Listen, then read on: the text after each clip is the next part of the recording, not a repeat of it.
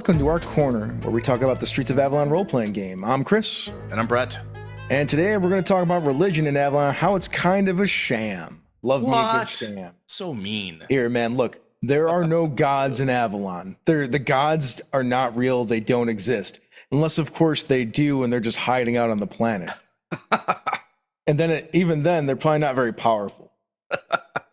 So that means, so that means religion's a sham, and those people that are in power use religion to control and make money off the weak-minded and the poor, in my opinion. That's how I feel about it. What about you, Brett? It's your setting. You made it up. It's a lot like that, yeah. Okay. So I talked about this a little bit a while back with the Lamplighters, right? Is that there's no gods. And I did that for a couple different reasons. One is that with Erlig, from the outside, in quote-unquote proper Avalon multiverse, there is no multiverse anymore. It's gone. It's black nothing, horror, Lovecraftian insanity outside, and then there's the planet, the realm that Avalon resides in. And that should not, like, that is not a thing that generally touches the games that we are running. Nope. But it informs a lot of what's happening. Yes, absolutely. Informs it is a very good way to say it. So magic is a thing that works in Avalon. It is effectively a natural occurring thing. It's a science. And figure it out. And the way that we have it written, at least the way that I have it written right now, is that because of what has gone on out in the multiverse, like, it's just really hard to use magic now, which is why magic is so low powered and difficult compared to what it used to be. Correct. It's a thing, right? So it's like laws of physics, things change, the chaos from the outside, gravity's weird now, this is different, horrible things are occurring. But so what happens, of course, is that people like to glom onto a thing. And magic being magic, historically speaking, Avalon's pre-history that's in my head and not written anywhere quite yet, or other than we'll get to it eventually. Yeah, is the we'll talk about Thorbendor eventually. Yeah. Like we'll do some stuff on it. As the dwarves, the true immortals, the elves, the second-born, and as things start to work their way in and out, people, all the different cultures and stuff begin to look at heroes and powerful people, ancestor worship, and so forth, as they treat them as gods. They treat them as a thing. Then people begin to rely on their belief, or like, back far enough, like great uncle so-and-so, call on his name, that always helps me. And next thing you know, you're talking about Thor. Next thing you know, you're talking about Poseidon, right? The Bargemen, similar, in the way that they came up. And what happens is different approaches to magic, different approaches to a codified system of life living skills, right? Like, hey, you should do this type of thing. We are the Church of Poseidon. If you're do this type of deal, you'll have really good fish catching, right? You'll have survive better on the water. This is awesome for you. If you're a warrior and a big fighter, costs would be great for you to worship. This is, so on and so forth. The nobles love Odin because ancient, far back in the past, Odin was a founder of Avalon. You listen to all their doctrine. The world, the planet, Avalon itself, founded by Odin. There's absolutely some truth to the heroic nature of the person who did the thing. But they get glorified and transformed into gods.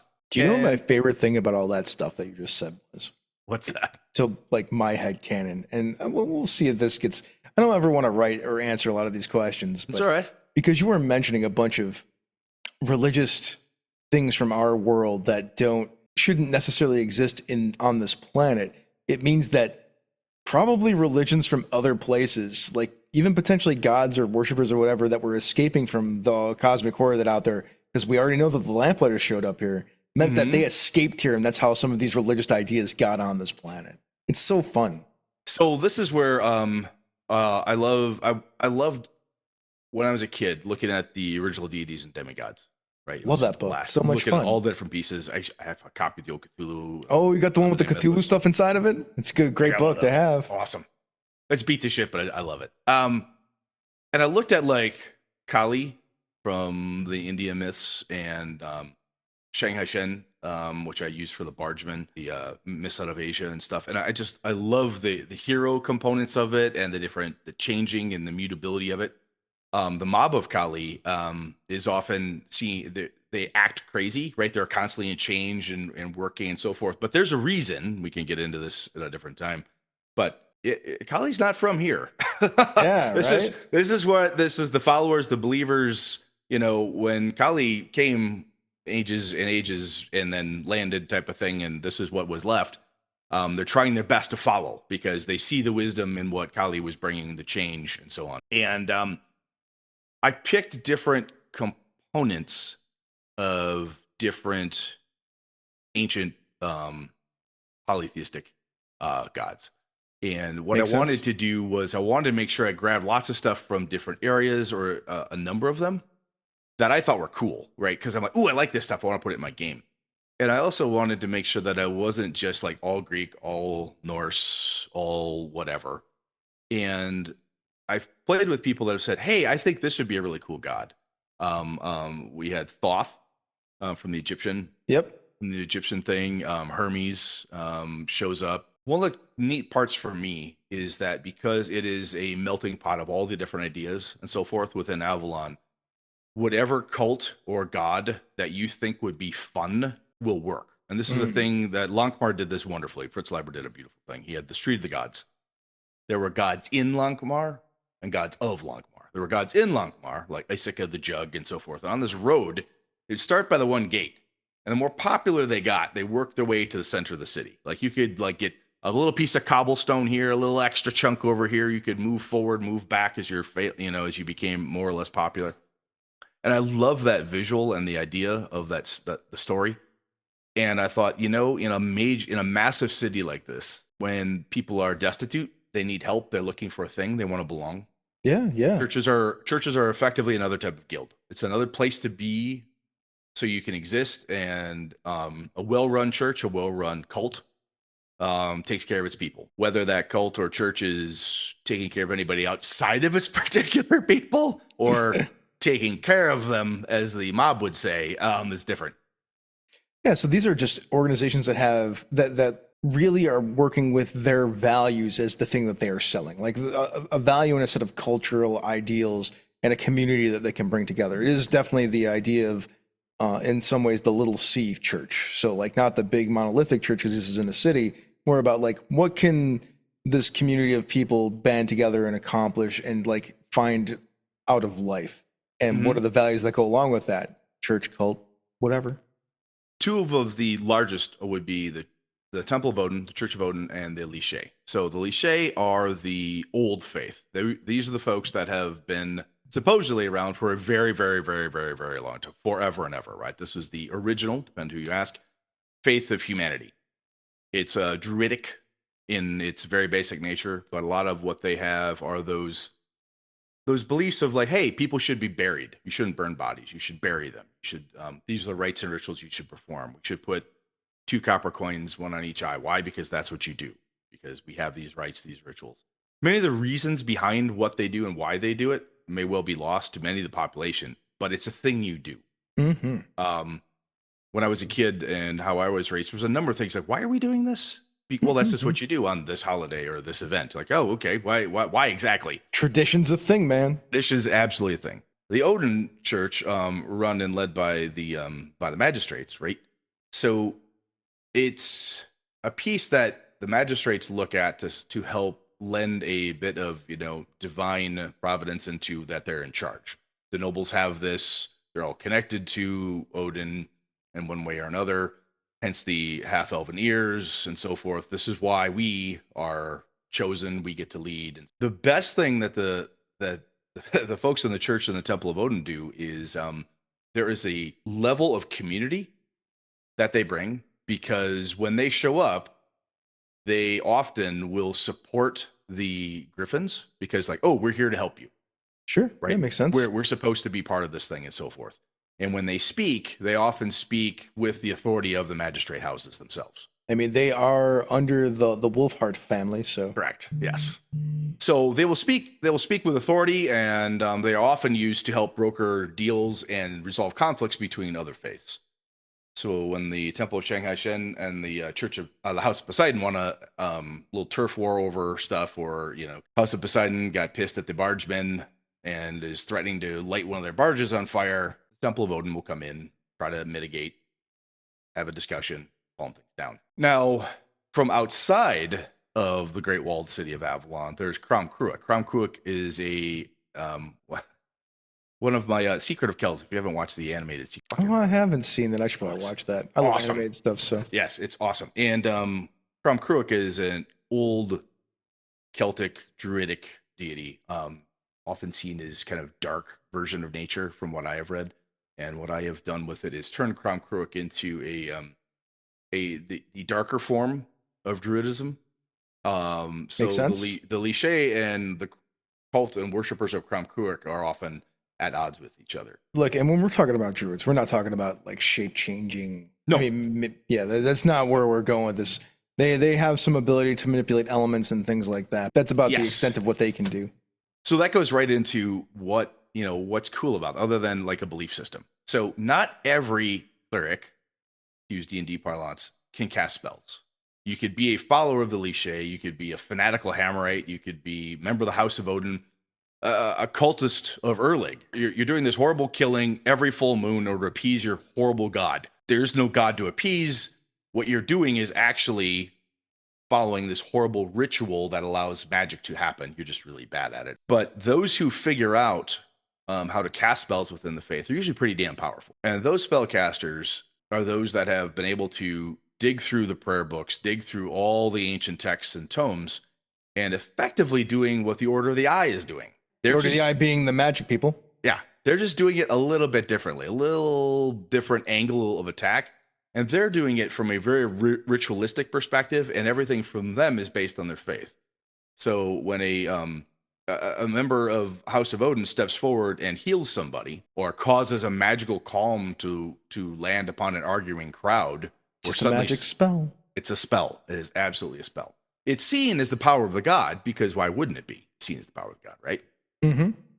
To me, the best ones are the priests and the priests and clerics. I'm putting clerics in quotations.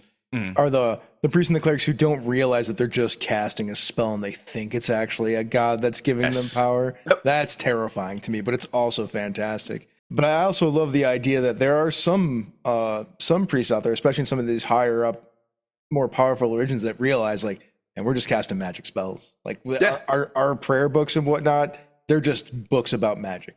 It's a spell They book, just right? figured it out. Yeah. They got it. Now, there are also those members of the various churches and cults and groups that are like, look, this is a really good way to get money. They will pray. They'll prey on the poor, they'll prey on the weak, and do their best to say, you need to give us your hard earned coins so that we can, in turn, do this, or give us your food, or your worship, or do what we say in some other way. If you do this, if you do that. Only the Liche, to date, in any of my campaigns anyway, I've never had a corrupted Liche run a game like that. I've had Liche become corrupted as an individual, but as a whole, it's not happened yet. Yeah, And they I seem think, like the good guys. yeah, seem that way. That's They because seem they haven't talked to no one's yet gone to the forbidden section of the city and talked to the head of the Liche yet. So, Oh, who's that? I don't know anything about that person. yeah, we'll talk about that later. This is no, that's a folio that's coming out at some Yeah. point. Again, similar to the guilds, right? So when it comes to religion in Avalon, you have the opportunity to give all the good, the bad, and the indifferent that can come with religion in a big city. Yeah.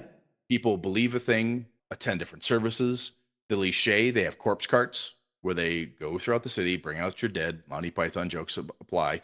And they grab the poor folk from the alleyways. People bring them the dead. They bury them in every neighborhood has at least one Liche graveyard. Mm-hmm. They know just about everybody in the neighborhood. They can't not, because they're constantly traveling. People treat Liche with great respect usually, and they know everybody. Other members of other churches, of course, their flock, the people they know lots of people. They have influence.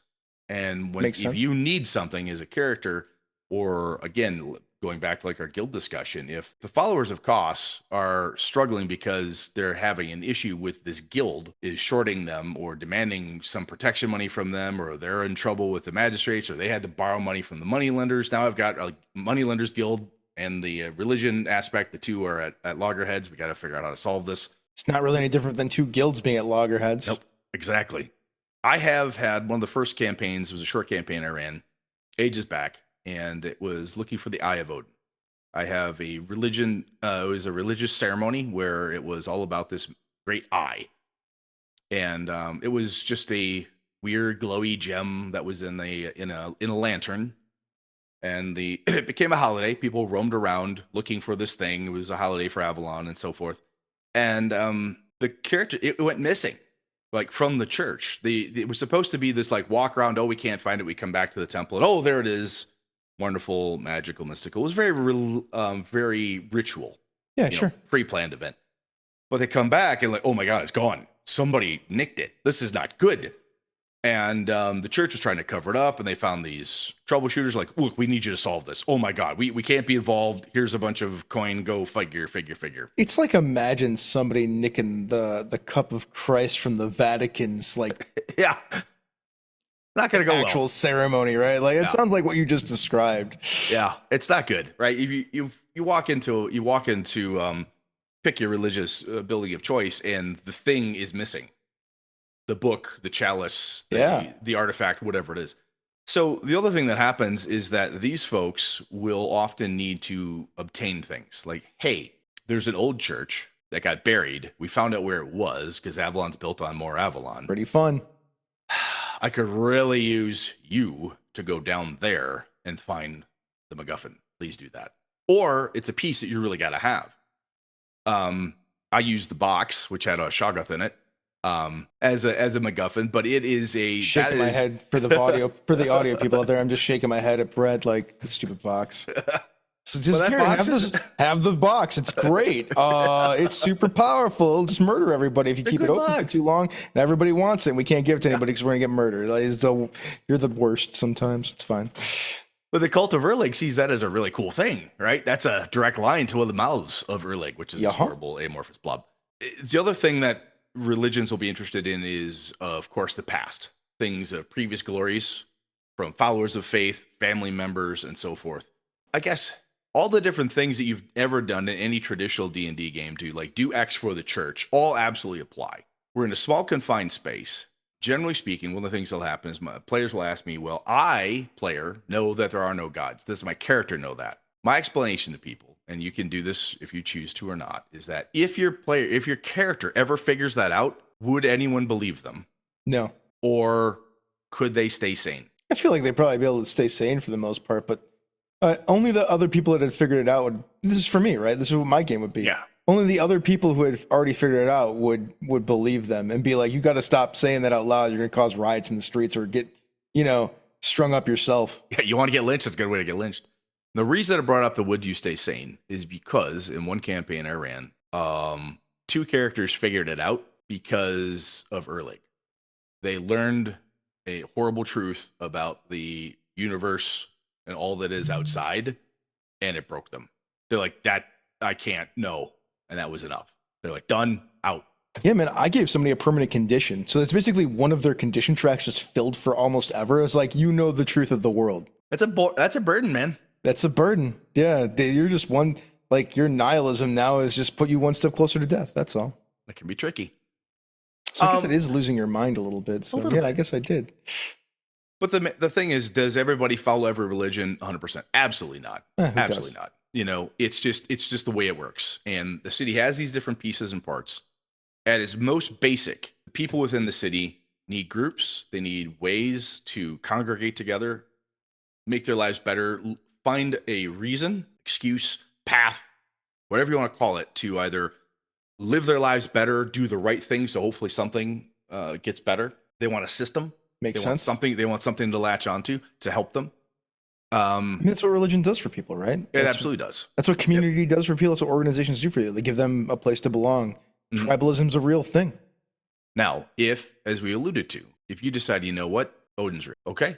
I wanted to throw that out there. To me, the perfect version of the idea that gods are kind of like around is that they're not gods anymore. They're like demigods or depowered because they just don't have what they had before from wherever they came from. Because I don't think a lot of them are from here. There is a certain guy who runs a fighting school named Haleth. Love me some Haleth. Yeah. If you ask the right person about Haleth, i.e. either Lenny or Beta's characters, Newton Beecher, who Haleth really is, at least in Brett's game, they'd be like, oh, him? You mean Odin? Yeah, right? Yeah. Because he's old. Really old. Like, immortal old. Like, holy crap. They're at the fall of Thorbendor old. Yeah, he was this. He described himself once as being cursed to the bone, where he just couldn't die. But again, that's not a requirement. From the way it's set is the gods, even if you have them exist, they exist as debuffed, depowered, nerf, pick your phrase. And they're more living in that demigod space. Mm-hmm. They're basically level 10, level 11, which I don't have a level 11 characters. And if you think about what we talked about with the Lamplighters, they know things. From a nihilistic, this is it, this is the end, we can last.